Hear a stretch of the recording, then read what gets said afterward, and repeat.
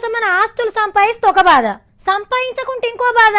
కూడబెడితేనేమో ఇంకేం నా పేరు మీద రాస్తావు అని అదో కొట్లాటలు. ఏం సంపాదించకుంటే నువ్వు బతుకుంటే ఎవరిని ఉద్ధరిస్తావయ్యా అంతిటుడు.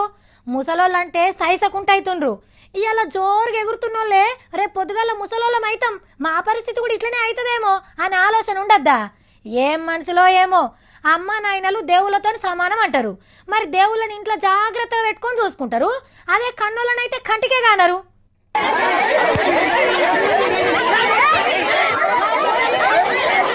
అయ్యో గట్ల కొడుతుండ్రు.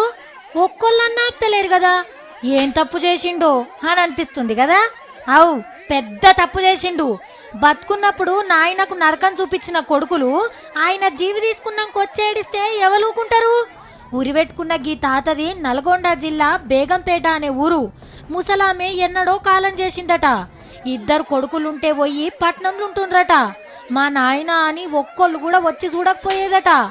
ఎన్నడన్నా కొడుకుల తానికని పట్నం వస్తే అరి గోస పెట్టేదట. ఎన్నడున్నా నా బతుకు గింతే అని ఆఖరికి ఊరికొచ్చి ఊరి పెట్టుకుండు.